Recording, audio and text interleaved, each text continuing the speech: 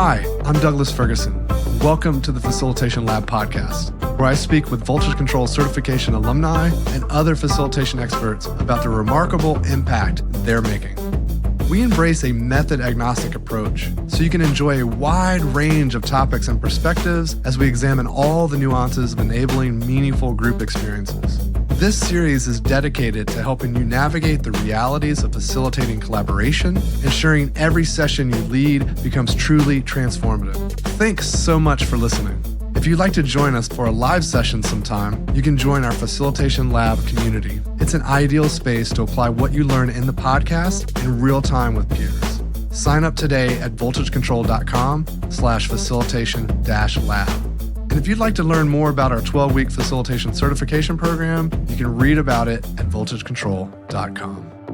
Today, I'm with Dan Walker from Collective Imagination Consulting, where he supports organizations to co-create pathways toward a more just and joyful society. Welcome to the show, Dan. Really nice to see you, Douglas. Looking forward to the conversation. Yeah, looking forward to chatting as well. And as usual, let's get started with how you got your start. And I want to come back to something you mentioned in your alumni story, which was, I think you were 10 years old in London, your grandfather's comment about the inquiring mind. Let's talk about that a little bit. It's a good place to start. It's always a nice memory. I don't know, the sun's rising here too, so there's a warmth attached to that memory. When I was 10, I visited London with my grandparents. It was kind of the first time I'd been on a big trip like that.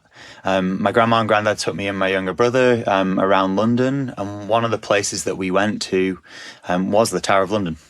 We went around, we were toured through the exhibits with the beefeaters who spoke to their lives and how things worked and the history, and I was blown away. I was absolutely enthralled and fascinated and obsessed with it. And I remember coming out of that space and going down the tube close by to get on the underground and go to the next place. And my granddad turning to me and just saying, "You've got an inquiring mind. Don't ever lose that." And it's essentially formed who I am. I think I've built my identity around this curiosity that I've always had. I find the world endlessly fascinating. I find everything endlessly fascinating. My biggest challenge is probably that balance of how do I say no to some things when I literally whatever people are into, I just find it interesting. It's really shaped who I am. And living into that childlike curiosity is something I always tap into. It really informs my work and how I move through the world. And I just love it. It lights me up any time I'm doing that. So it's a real starting point for me, and has set me on this path that I'm currently still on. It's a beautiful memory too. Has that punctuated moments throughout your life? Do you recall moments where that's popped up periodically?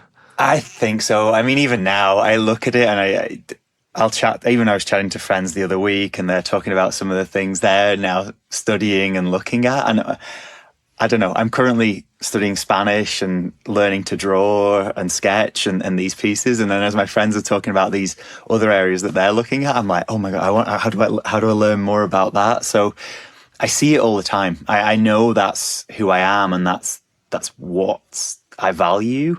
And then in work too, I think I know my ability to ask questions is my strength. I sit in the space of genuine curiosity, so I always return to that as that's who I am, that my heart, that's what I believe and what I bring to the world.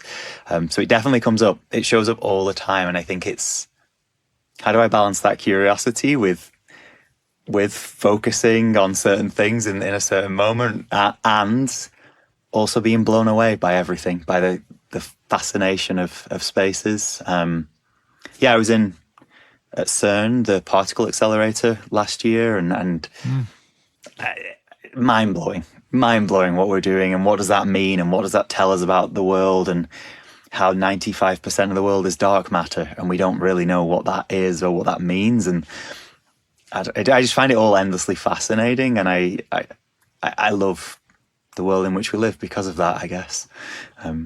So yeah, it shows up everywhere. Yeah, the quest for knowledge is a fascinating thing. It's like this ever receding zone of the universe we don't understand. Yeah, I mean, for you too. I don't know. Do you feel that sense of the curiousness around the planet we live in, how we interact, the social interactions? Does that show up for you too? Yeah, I mean, there's endless things that make me curious. In fact, there's a construction project on the highway that connects the area I live in to downtown Austin. And every time we drive through, I'm trying to figure out like all the pieces and what are they going to do next and what are they up to and how's this going to work and where is this going to go, or are they going to close this down or open this piece up? And my wife finds it hilarious. And I think sometimes when I'm pontificating about the possibilities, she's sneakily pulled out her phone and is recording me. Well, I mean, which is, yeah, to watch you in full flight would be great. I mean, like, what other questions are asking? Why am I don't know. It brings for me like such a beauty to the world. I think with that fascination, I find everything, even the hard bits. I think that's the spaces that I've come to in later years, is how to, in the pain of things, can you find the beauty and the fascination and the interest that we can be pushed into these spaces that are really deeply painful for us. And what does that mean? And how is that experience? And how is that a beautiful experience at the same time? And I would say that's an incomplete journey, but it's a space that I'm now moving more into, of how do I hold the full experience of life and the complexity of it all and bring that same level of curiosity to everything, not just the beautiful things that I'm in awe of, but also like the difficult things too. And I don't know. That feels like that'll be the next 50 years trying to figure that. We'll get closer to figuring some of that out. Yeah. When you reflect back, what are the things that you found you're most curious about? I think humans and the interaction of us and how we understand ourselves and how we understand the collective us. I think that interaction is just a fascinating dynamic. There are similarities that come from the shared human experience, but also these profound differences as a result of the lived experience and the systems that we live in and all these pieces. How does that sit together? How do I sit as who I am within this collective system? And then how we layer over the politics and the systems that we've created and how that shapes and how it changes culturally from different contexts. So that is just, I find that fascinating without end. I can't see an end point in being curious about that. I do think like psychology, counseling, those spaces strongly appeal to me. There's times where I'm like, I should maybe look into doing that, because I just find it a fascinating subject that we're all beautifully unique. And how do we sit together? How do we acknowledge that uniqueness, and how do we stitch this collective blanket together as society? That is the space, which kind of ties into my work, like this question of justice and what is justice? How do we build towards a more just society? Sort of acknowledges those two things. It acknowledges the unique brilliance of each of us, and it questions how do we stitch that together. And that's the space where I could talk about that, read about that, listen to people talking about that, thinking about that, working through it without end. That's just a beautiful space for me, and in service of a goal that I believe is most precious, I guess. How do we find this space to have respect at depth for one another and experience joy that can come from that collective sense of belonging? So that's probably the big piece where it shows up most profoundly. That, and then sketching, or I don't know, whatever else it is at the minute, but really it's the central focus on justice is the thing. So you talk about justice and connection. How did that first show up for you? Like, what were some of the ways that you started to understand or realize that this is an important thread for you? That's a good question. I think fairness has always been relevant to me. I think that is probably like a very almost naive way of coming to connect with it. When I was younger, this didn't seem fair. That person was treated differently, that we'd worked as hard and that different results came. So I think there was very like a very juvenile understanding of it, that like that doesn't seem fair. These people are being treated differently in whatever context it may have been. And then there was an essay that we had to write when I was at high school. So I wouldn't be that old. I'd maybe be 12, 13, somewhere in that kind of range. I just didn't remember it too. Like we were sat in the library at a local school, which was just an unusual event. We weren't often taken to the library for our English classes, but for that one we were, and we were given this essay assignment that was essentially posing the question of, should we have capital punishment in the country? Like, should that be legal? Should it not be legal? How do we decide that? And learned all about the miscarriages of justice and how that had transpired, went into like the legal background on why it existed, what the historical significance of it was, what's the society if we don't have capital punishment in place. And it just, I was enthralled with it. I was like totally fascinated by this question. And I think it brought me to an answer that I didn't have at the time. Like I definitely didn't come to this at the time, but really what was under that is, who determines the answer to that question? And what within that system, it was determined by a few. And I think where I've come to now is this question of, how is the systems within which we live determined by us all? And that's the piece where now my understanding of justice sits and comes from. But yeah, it's always been there. It's like always this pursuit of, we all matter, our opinions all matter. If we're having a conversation today on any truly complex subject, you don't have the answer, I don't have the answer. Instead, it sits between us, and together we shape it, and you sharpen my thinking and I sharpen yours. And all of a sudden we have this better understanding. This idea, our ideas are better than my ideas. This, like, collectively we shape it better. And I hold that to be true. And I think it comes from a place of respect for other people, a place of belief that we are all phenomenally brilliant and talented. We just need to bring that together. And yeah, that's really the work that I now do. But it stems from this belief in we all matter, and we all should be valued and considered worthy and feel a sense of belonging together. Yeah. I mean, I could talk about it for hours. Yeah. And you pursued law at some point, right? I did. Yeah. So I studied that. And I think that was kind of a reflection of that.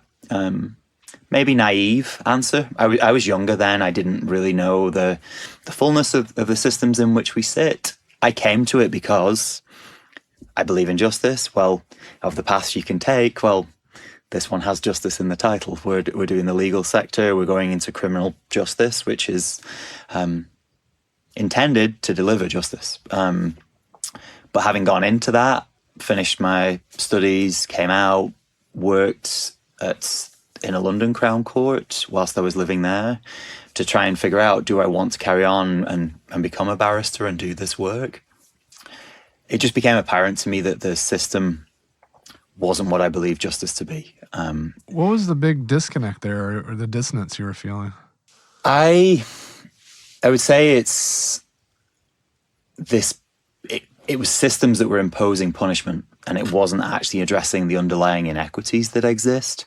So it was just punishing for crimes committed without acknowledging that there are inequities that exist in society that were creating those. It wasn't doing anything to address that. So for me, there was one case that we tried, prosecuted, the defendant was found guilty, served time in prison. 2 years later, the exact same case for the exact same defendant landed on my desk. And I was like, this is broken. This is not it.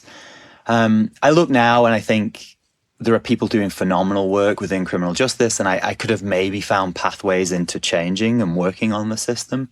At the time I was younger, and I was like, I don't feel we're doing the work of justice. So I left. It's a tricky space. Like, it is, I acknowledge too, like, the victim has suffered harm as a result of the crime. So there's a real importance of centering the victim's perspective within that conversation too. But I think that we often neglect the perspective of the defendant and the person who has committed those crimes or has been charged with those crimes. They matter too. And I think often we don't focus on that and say, hang on, what has contributed to that person being here today? And how, as a society, do we take account for that and acknowledge that and work through that and all those pieces? So yeah, it's a fascinating space. I feel like I'm way closer to what I believe justice to be now. I feel like I'm working at a far more true reflection of that. And there's amazing work being done within the legal spaces around access to justice and these pieces that maybe if I'd have found those, I would have still been there. I just didn't, and it didn't feel like I was doing the work that I believe to be most true. It's probably... Yeah, we all take our own path, right? And I think at the time you pivoted through the outdoor industry, if I'm remembering correctly. So yeah, I ended up, I was in London when I was working in the courts. I left there. London's amazing. It's a phenomenal city. I mean, I love music. We were talking about that before. Music's my thing. Like, I love going. I can't play, which it sounds like you may be able to, but yeah, I can't play. I love listening. So in London, I go to all the gigs, and it was an amazing city, but at the time it just became, it's exhausting too. Like, it's phenomenal as a cultural hub. There's so much going on. There's so many people, but also over time that becomes draining at the same time. Every space that you're in, it's overcrowded, it's overwhelmed with other people. We go to the pub and I'd be sat on half of a stool, and then somebody else with their group of friends would be sat on the other half of the stool facing the other way. And it just became a reflection of, this is a busy space. I'm quite disconnected from nature here, like completely. To get out into nature was really challenging. So in parallel, Canada was one of the places where I was like, it seems like it has all the pieces. Nature is here in abundance. Yes, it has its challenges politically, but the conversations around the work of justice, around truth and reconciliation and other pieces are conversations that are being named. So I think that became a place where I was curious to look and ended up moving here. The outdoor industry I came to because I was like, well, I guess I'm going to try something different. I know I don't want to go back into the legal space. I love time outside. I love nature. I love being connected in those spaces. So what about trying the outdoor industry? So that's what I did. I initially worked at MEC, Mountain Equipment Co-op, which is essentially the Canadian equivalent of REI. I worked alongside their CEO. It was amazing, got a really good exposure. At the time, they were pushing deeply into the work of sustainability, so focusing on people and planet. And it gave me a real eye-opener as to, wow, the power of businesses to affect change. They had the revenue figured out in a way that nonprofit sector found more challenging. They could work across all different sectors. So they could work with governments, they could work with nonprofits, they could work with academic institutions. They could move so fast on anything. If they wanted to go, they could go there, and they could go quickly. And they could partner, and they could make shifts, and significantly, they have this huge voice. When outdoor brands say something, it far eclipses what can be said by government or nonprofits, which we can challenge and question whether that's right. I think a lot of the nonprofits have such credible voices, such credible expertise on these subjects, but they don't have the recognition and the respect that brands do. I think we live in a society where the logo has power. And I saw that and how that could be used as a tool for change. So yeah, I left MEC, did the same thing over at Arc'teryx, another outdoor brand based here too. Worked for their CEO for the first few years. And one of the things that came to me was every year we'd do a sample sale. So we produce gear that we'd test and see how it worked. It couldn't then be sold commercially, but the tested gear would be sold internally. And we probably generated about $100,000 a year. And really with that money, I just started asking questions. I was like, well, what are we doing with that? Like, what's the intent of it? It became really apparent there was no strategy of what we were intending to do. So we went through this exercise, which I can touch on, of like, how do we determine the highest and best use of our resources in service of a societal and or environmental need? That's kind of the question that we started to answer, and really became my work for the past 8 years. Work which I love. Like, it's work that got me far closer to what is justice. And yeah, happy to chat more if that's relevant too, about that process. Yeah, it's curious to me because, for one, what the process was even like, you know. I think identifying a guiding purpose like that with a really clear, like, this is the question that we're gonna wrap our arms around. I think that in and of itself is like remarkable, because so many folks are just kind of, oh yeah, we want to achieve this thing, or they might throw some metrics stuff at things to start a project. But that was, you know, it sounded like that was rooted in some real curiosity. And then also, how did you even bring the everyone together? It's like what was the approach like?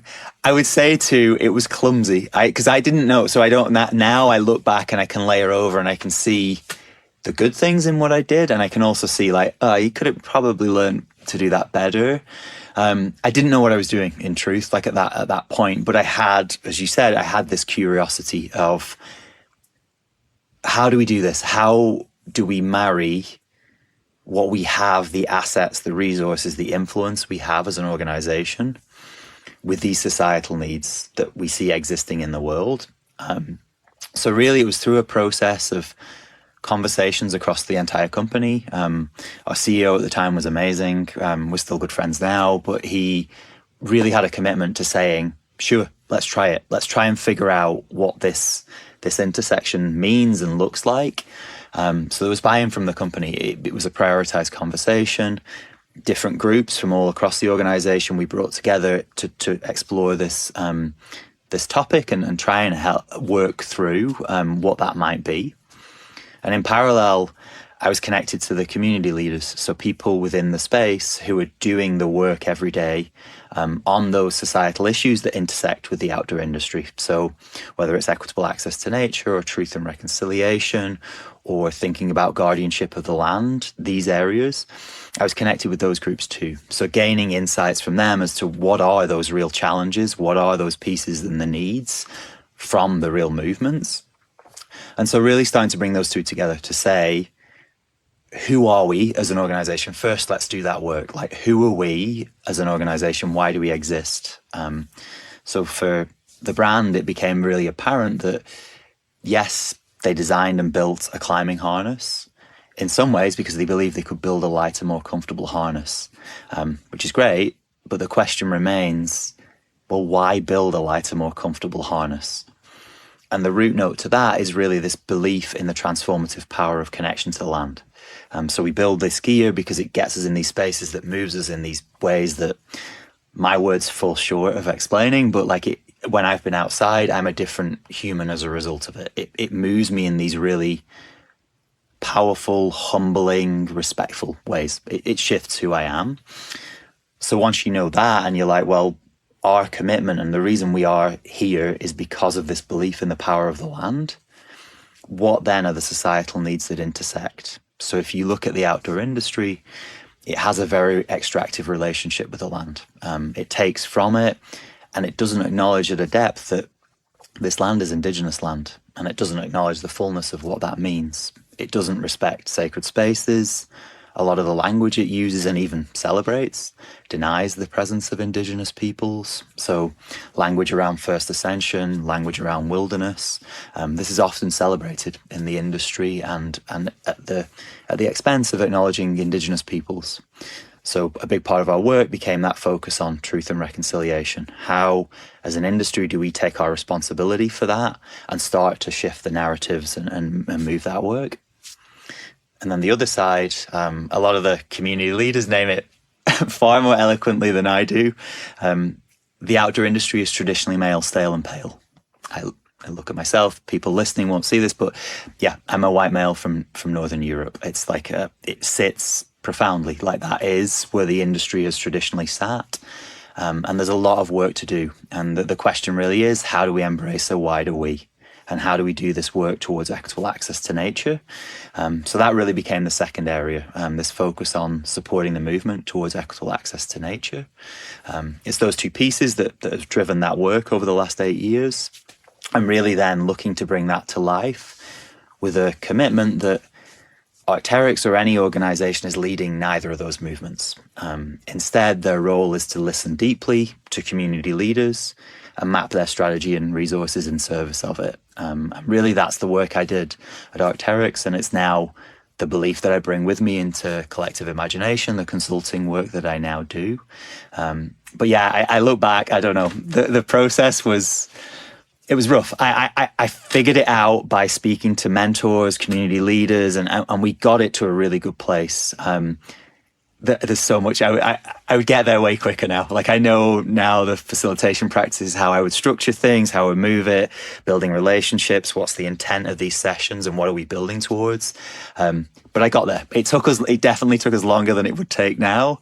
But the curiosity is always key. And even in the work that I do now, that's what I'm trying to inspire in organizations, to ask those deep questions and be open to where it goes and to work with community leaders who have that expertise. So yeah, it's been a journey, and it's kind of nice to look back and see that, yeah, I have grown and I am, I am more competent in this, and there's still so much for me to go, in the journey of getting better at this work. So, yeah, it's been fun. Yeah. What about the power imbalances that exist when you have organizations with resources trying to work with grassroots communities? These are good. These are not small questions. So yeah, the power is, it's the thing, right? Like I think this is, as you do the work more and more, you realize that's the power we hold is everything. It frames who is able to determine those systems that are created, especially as a brand. You hold immense power. You have, in many ways, you're a gatekeeper of resources. So the grants that you provide, that is a piece. A big part of the work has been how do you acknowledge that it exists? It is a reality within the context of which we live. And how do you work beyond it too? So how do you start to move from, we have these power imbalances that exist, into this space of we know they exist, but we still want to work in partnership and we want to work in deep, trusting relationship.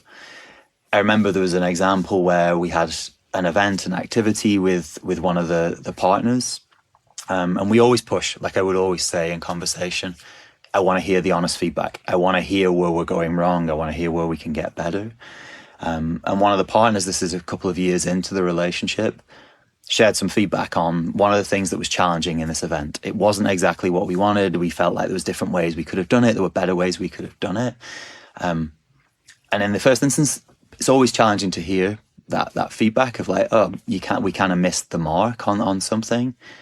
But it also told me we've been doing that intentional work the right way, such that now we were starting to build relationships where we could truly hear the fullness of what's going on and start to truly work together in deeper partnership.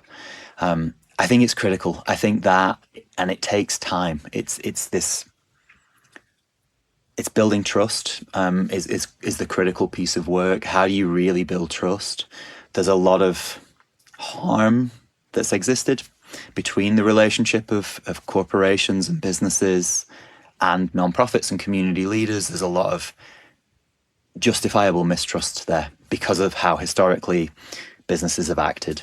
So I think you start from that place. You have to start to build relationships from a very trusting place, and slowly over time come to this position where we can move into this true reciprocal relationship, this reciprocal partnership where we share the good and the bad and we work through it together. That isn't going to come tomorrow. If you're just starting, there's no way you'll get close. I think what we heard for those first few years was, this is great, keep doing the work. And then you realize over time, there's a depth that that is not being shared, and how do you unlock that? And I apply that to the same things, like how do we truly make people feel comfortable and supported and safe within spaces such that they can share their most preciously held ideas. That's really what we want to hear. We want to hear the brilliance of you. And in order to do that, we need to create this safe space that makes you feel belonging, that makes you feel compelled and comfortable to share, which I think is what, I don't know, that feels like a track that voltage control is on. I don't know whether that tracks for you, but I think this push around unlocking the brilliance of people feels like what voltage control is trying to unlock in all these different contexts. So I don't know, I'd be curious for you, is my read right? Or how do you think about that kind of hearing people's voices and what facilitation unlocks? And it's an essential component of facilitation. And, I think our mission is to elevate the ecosystem, at large by upskilling more people and providing opportunities for folks to really practice and grow their facilitation skills, whether it's through certification or the community, or even some of these more complex projects we've been finding ourselves participating in that allow us to give our alumni, really in-depth, on-the-job kind of experience, right? Resume building experience. And at the same time, driving some real impacts. And it is really about how do we elevate conversations? How do we get more people in the conversations?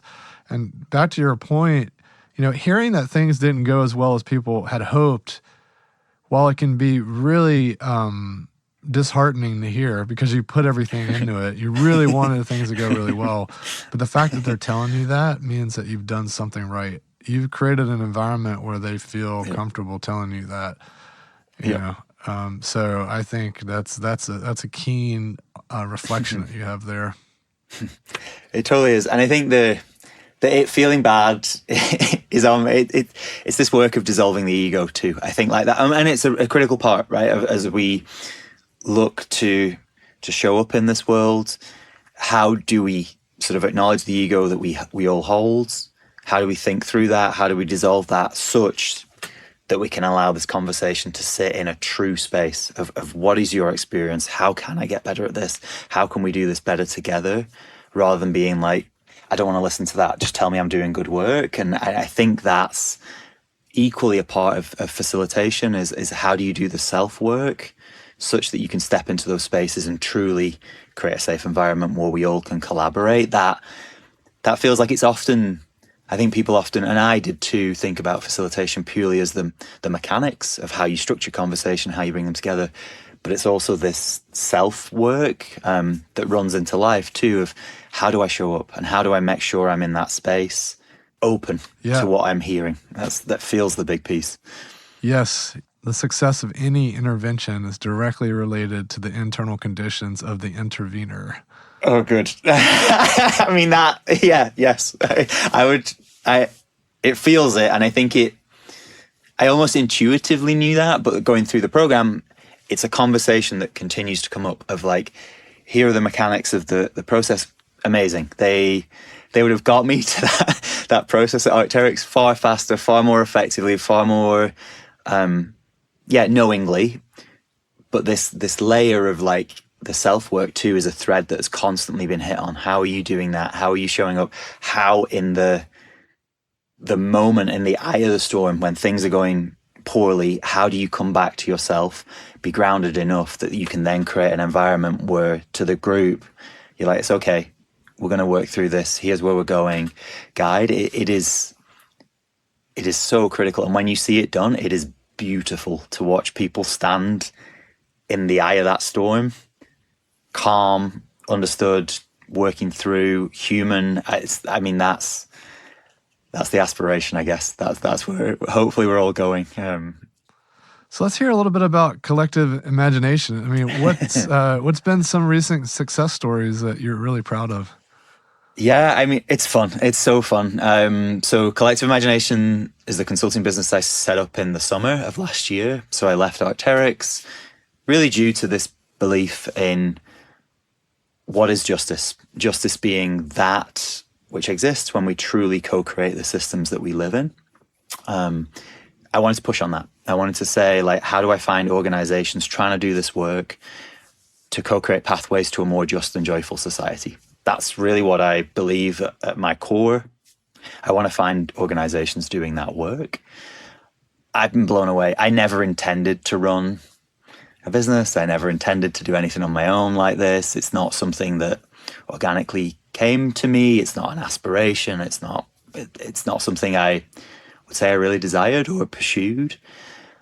But having done it, what it has unlocked in terms of the work that I'm able to do is phenomenal. I think you name in the world what you believe to be true, and all of a sudden, I don't know, this beautiful gift comes to you where people who are like, that's what I also believe.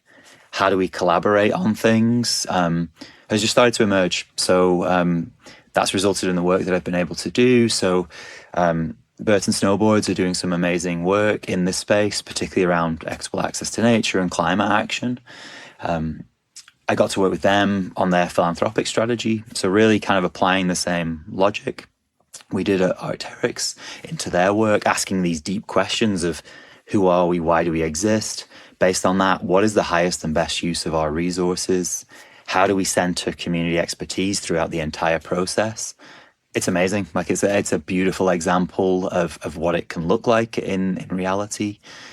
Ashley Laporte, who heads up that work, the VP of Purpose and Impact there, is phenomenal. I always look, I think it's always amazing to look at people who inspire you in the work, because it can give us insights as to what are those things that I want to grow into, what are the things that I want to learn.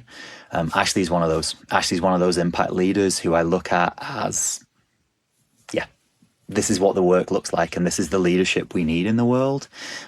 So that as a plug for anybody looking and interested in the work of impact, check out Ashley and what she's doing. Similarly, I helped to found a nonprofit a few years back called the Outdoor Diversity Alliance. And really this sits at the heart of the outdoor industry, asking that question of how do we embed equity within the outdoor industry? How do we start to do that at scale through collective action of the various brands?